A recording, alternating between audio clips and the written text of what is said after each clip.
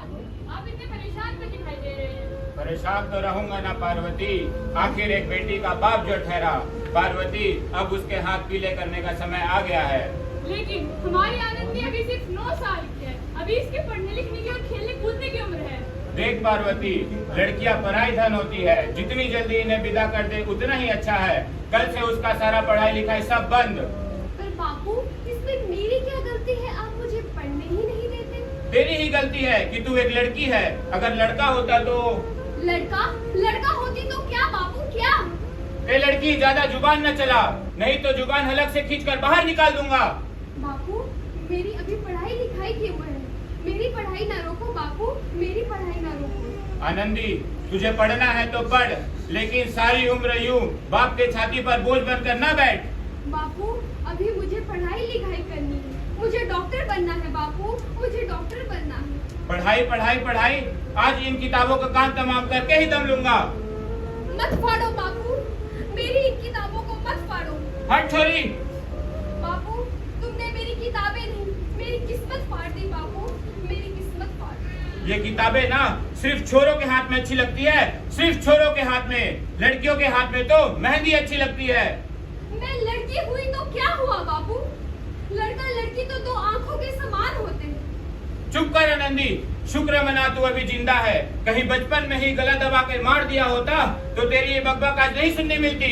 बापू, मुझे चूल्हा जलाना अच्छा ना लगे बापू, मुझे चूल्हा जलाना अच्छा ना लगे। आनंदी, तू जितना जल्दी चूल्हा जलाना सीख जा उतना ही अच्छा है तेरे लिए। और रही बात तेरा ब्याह, वो तो होकर रहेगा कल के कल।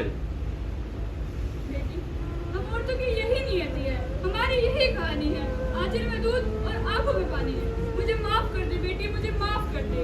तेरे बापू की जिद के आगे मेरी एक न चल सकी। मुझे माफ कर दे बेटी, मुझे माफ कर दे। इस प्रकार आनंदी का विवाह 9 साल की उम्र में गोपाल जोशी से हो गया। बाल विवाह एक सामाजिक कुरीति है जिसका शिकार होना पड़ा आनंदी को। आइए देखते हैं अब क्या होगा। अब मैं मरने वाला हूँ, मैं नहीं बचूंगा। ऐसा मत बोलो भाई, सुना है शहर के अस्पताल में कोई डॉक्टर अमेरिका से डिग्री लेकर आया है। एक बार वहाँ चलकर दिखा लेते हैं। ठीक कहा भैया, कम से कम इससे दिल को तसल्ली तो मिलेगी।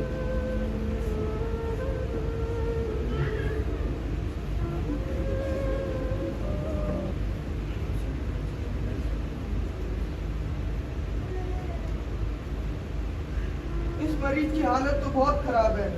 हाँ, चमत्कार ही बचा सकता है इसको। ऐसा मत बोलो भाई, डॉक्टर साहब कब तक आ जाएंगे? तो आ गई डॉक्टर मैम, इस मरीज की हालत बहुत खराब है।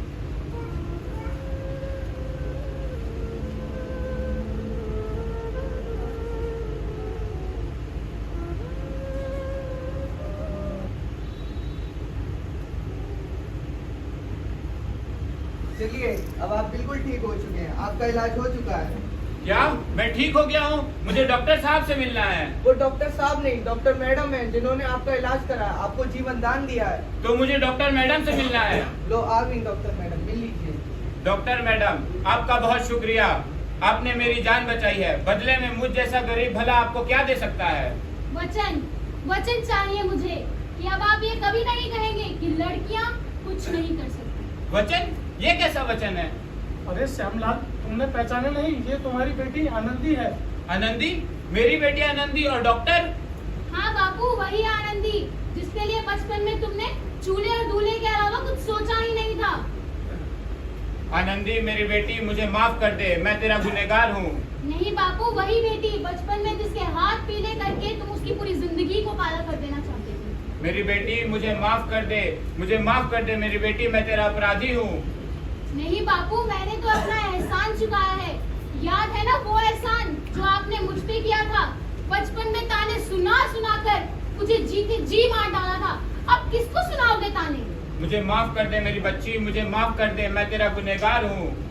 नहीं बापू, आपने ही कहा था किताबें सिर्फ बेटों के हाथ में अच्छी लगती हैं, बेटियों के हाथों में तो सिर्फ मेहंदी अच्छी लगती है। बेटा बेटी में समान करना दो आंखों में समान करने के बराबर है। एक का पढ़ना और एक का ना पढ़ना सामाजिक अंधकार है बापू, सामाजिक अंधकार। उपकार मानता हूँ मैं तुझ जैसी बेटी का, जिसने सारी जिंदगी मुझसे कुछ नहीं मांगी। मांगी तो सिर्फ बराबरी का दर्जा, और सत्य तो यह है कि मैं तेरे माफी के लायक भी नहीं हूँ। मुझ जैसा बाप भला तेरा बराबरी कैसे कर सकता है। मैं बहुत शर्मिंदा हूँ मेरी बेटी, मैं बहुत शर्मिंदा हूँ। अपने बापू को क्या माफ नहीं करोगी आनंदी? माफ कर दो आनंदी, माफ कर दो। यदि कोई सुबह का भूला शाम को घर लौट आए तो उसे भूला नहीं कहते।